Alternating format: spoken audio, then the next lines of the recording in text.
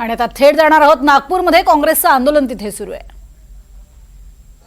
जब जब मनपा डरती है,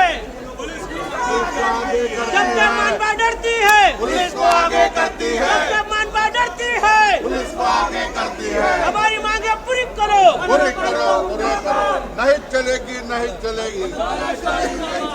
अरे मनपा आयुक्त मुर्दाबाद, मुर्दाबाद, मुर्दाबाद। मनपा आयुक्त मुर्दाबाद, मुर्दाबाद, मुर्दाबाद। मनपा आयुक्त मुर्दाबाद, मुर्दाबाद, मुर्दाबाद। अरे जब जब आयुक्त डरता है, पुलिस को आगे करता है, जब जब आयुक्त डरता है, पुलिस को आगे करता है, पुलिस को आगे करता है। विकास को आगे बढ़ाओ, हम तुम्हारे साथ हैं। विकास को आगे बढ़ाओ, हम तुम्हारे साथ हैं।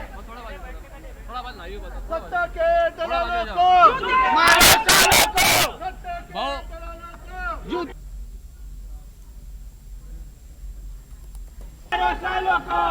कचऱ्याच्या प्रश्नावरून आपण बघतोय काँग्रेसचं हे आंदोलन सुरू आहे। नागपूरमध्ये हे सध्या आंदोलन सुरू आहे आणि जोरदार पद्धतीने घोषणाबाजी इथे केली जाते। तर काँग्रेसचे सगळे कार्यकर्ते एकत्रित जमलेले आहेत आणि मनपा कार्यालयावरती हे धडकलेले काँग्रेसचे कार्यकर्ते आहेत आणि कचऱ्याच्या प्रश्नावरून हे जोरदार आंदोलन सुरू असल्याचं कळतंय।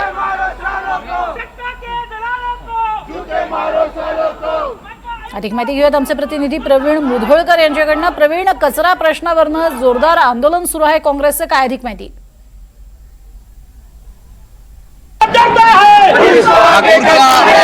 महानगरपालिकेच्या मुख्यालयावरती आंदोलन सुरू आहे आणि विकास ठाकरे जे शहराध्यक्ष आहेत नागपूर काँग्रेसचे, त्यांच्या वतीने हे आंदोलन सुरू झालं। शहरामध्ये ज्या व्यवस्था आहे त्या व्यवस्था काही बरोबर सुरू नाही आहे, त्यामुळे हे सगळं आंदोलन केले जात आहे।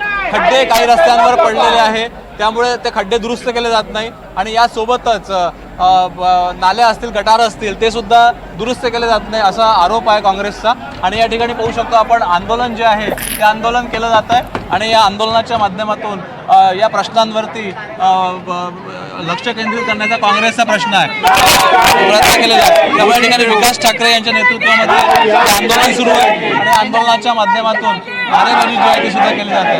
त्यामुळे दिवाळीच्या काळामध्ये हे आंदोलन होत आहे, पण नागपूर महानगरपालिकेची निवडणूक जवळ आली असल्यामुळे हे आंदोलनाचा जो फलित आहे तो घेतलेला आहे। त्यामुळे आगामी महानगरपालिकेच्या निवडणुकीमध्ये ह्या प्रश्नांवरती निवडणूक जी आहे ती लढवण्यात यावी यासाठी सुद्धा काँग्रेसने प्रयत्न केलेले आहे। त्यामुळे शहरातले जे प्रश्न आहेत ते प्रश्न निवडणुकीच्या पार्श्वभूमीवरती चर्चेत आणून त्या संदर्भामध्ये आंदोलन करण्याचा हा काँग्रेसचा प्रयत्न आहे। शहराध्यक्ष विकास ठाकरे यांच्यासोबत मोठ्या प्रमाणामध्ये कार्यकर्ते या ठिकाणी उपस्थित आहेत।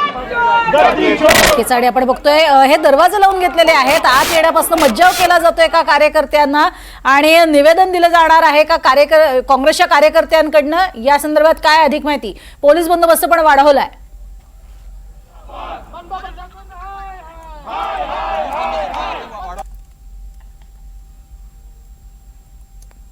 महानगरपालिकेचं मुख्यालय दरवाजे सुद्धा बंद करण्यात आलेले आहेत आणि आता या ठिकाणी पोलिसांनी कॅबिनच्या बाहेरचे दरवाजे सुद्धा बंद करून आता कोणी आतमध्ये येणार नाही यासाठी प्रयत्न सुरू केलेला आहे। पोलिसांनी आता आंदोलक जे आहे त्यांना समजण्याचा प्रयत्न केला। हे आंदोलन ताबडतोब थांबवून शांततेच्या मार्गाने चर्चा करावी असं प्रशासनाचं म्हणणं आहे। पण आता नागपूर महानगरपालिकेच्या मुख्यालयामध्ये आंदोलन मात्र हे सध्या सुरू आहे आणि घोषणाबाजी सध्या सुरू आहे। नक्कीच, मात्र आपण बघतोय की मोठ्या संख्येने हे सगळे कार्यकर्ते एकवटलेले आहेत। कार्यकर्त्यांना केवळ निवेदन द्यायचं आहे किंवा इतरही काही ते सामान वगैरे कचरा वगैरे घेऊन आलेत का, अशा स्वरूपात काही या लोकांना अडवण्याचं नेमकं कारण काय?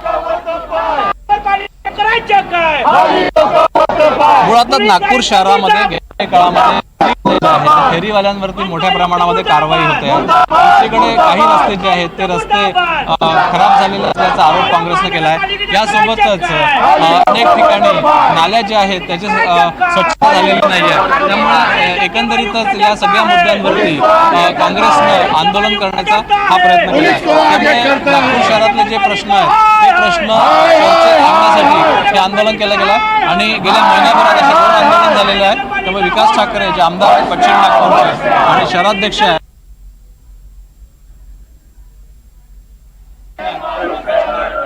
आणण्याचा काँग्रेसचा प्रयत्न आहे. नक्कीच पोलीस बंदोबस्त पण वाढवलेला पाहायला मिळतोय. या सगळ्या आंदोलकांना बाहेर उभं करण्यात आलेलं आहे. नेमकी काय पुढची रणनीती असणार आहे? पालिका प्रशासनाकडनं काही माहिती देण्यात येते का किंवा निवेदन स्वीकारलं जाणार आहे का?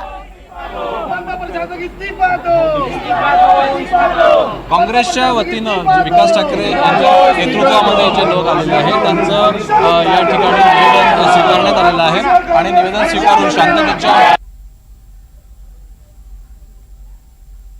स्वीकारून होणार नाही जोपर्यंत कारवाई होत नाही तोपर्यंत हे आंदोलन कायम राहील असं काँग्रेसच्या वतीने सांगण्यात येत आहे. तिथल्या लोकांशी चर्चा करायला आणि त्या कार्यकर्त्यांच्या नेमक्या काय मागण्या आहेत त्याही जाणून घेण्याचा प्रयत्न करा, जेणेयोगे या आंदोलनासंदर्भात आणखीन माहिती मिळू शकेल.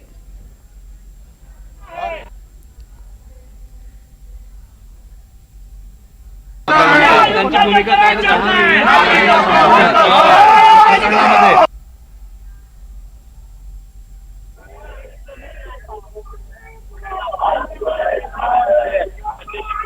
मध्ये जे लोक सहभागी झाले आहेत त्यांच्याशी बोलण्याचा आपण संपर्क करू. काय मागणी आहे तुमची? किती वेळ चालणार आहे आंदोलन? बघा आता सणासुदीचे दिवस चालू आहेत. जागोजागी गल्लोगल्लीमध्ये कचरे ढिगचे ढीग लागून असतात. गाडी जे ठेवली या लोकांनी कमीत कमी पूर्ण 4 म्हणजे वार्डामध्ये फक्त एक गाडी ठेवलेली आहे, ती पण कचरा वेळेवर उचलत नाही. आणि लोकांच्या दिवाळी सणासुदीच्या वेळेस जो कचरा जमा झालेला आहे तो लोक रस्त्यावर फेकून देतात. हे लोक काही लक्ष घेत नाही. परंतु OCW हे प्रत्येक महिन्याचे बिल लागू केलं. ते बिल जे 3 महिन्याचं बिल येत होते ते आता एका महिन्याला येऊ लागलाय. तर हे अशी हे करतात, लोक भ्रष्टाचार करतात. हा भ्रष्टाचार थांबला पाहिजे, कचरा उचलला पाहिजे, आमचं एवढंच म्हणणं आहे. आणि आम्ही माननीय विकासभाऊ ठाकरे यांच्या नेतृत्वामध्ये हे आंदोलन करीत आहोत. पाहू शकतो युवक काँग्रेसचे नेते मंडळी सुद्धा आले. केतन ठाकरे आपल्याला सुद्धा विचारूया. भाऊ काय भूमिका आहे तुमची? आंदोलन किती वेळ चालणार? नाही, आज तुम्ही बघू शकता की नागपूरची त्रस्त जनता महानगरपालिकेवर धडकली आहे. मूलभूत सोयीसुविधांचा जिथे गैरसोय झालेला आहे नागपूर महानगरपालिकेवर, त्याचा एकत्रित एक मुद्दा घेऊन आज तिथे सगळे महानगरपालिकेवर आलेले आहे. बेरोजगारी, कचरा, रस्ते सगळे मुद्दे सोडून जे आमचे हात ठेलेवाले हॉकर लोक आहेत त्यांना रोज रोज त्रास देणं, रोजगारवर मार करणं, या सगळ्या गोष्टींचा इथे कमिशनर यांना सपोर्ट करतात आहे. तर आज पूर्ण जनता इथे याच्या विरोधात महानगरपालिकेवर धडकलेली आहे. किती वेळ चालणार आहे आंदोलन? आता आतमध्ये चर्चा चालू झाली आहे. आता लवकरात लवकर काही तोडगा निघेल अशी आम्ही अपेक्षा करतोय. आपण बघू शकतो हे जे आंदोलन आहे हे नागपूर महानगरपालिकेच्या मुख्यालयात सुरू आहे आणि निवेदन जे आहे त्याचं स्वीकारण्यात आलेलं आहे, पण अद्यापही घोषणाबाजी जी आहे ती सुरू आहे. नक्कीच. मात्र आपण बघतोय की सगळे आक्रमक झालेले आहेत आणि यावरती आता प्रशासनाकडनं उत्तर येणं अपेक्षित आहे. प्रशासनाच्या वतीनं काही सांगितलं जातंय का किंवा या कार्यकर्त्यांपैकी कोणाची भेट घेतली जाणार आहे का?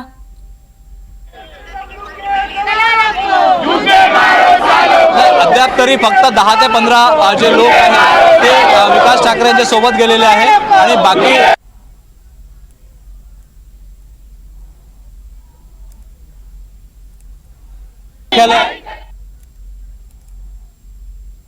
आपण बघतोय तांत्रिक कारणामुळे आपल्यापर्यंत आवाज पोहोचत नाहीये. मात्र आक्रमक झालेले आहेत आणि मनपा कार्यालयावरती काँग्रेस कार्यकर्ते कचऱ्याच्या प्रश्नावरनं घेरण्याचा प्रयत्न करतायत. मात्र या सगळ्यांना बाहेर ठेवण्यात आलेला आहे. पोलीस बंदोबस्त या ठिकाणी वाढवण्यात आलेला आहे आणि अर्थातच या संपूर्ण परिसरामध्ये आपण बघतोय छावणी स्वरूप आहे. मोठ्या संख्येनं पोलीसही दाखल झालेले आहेत.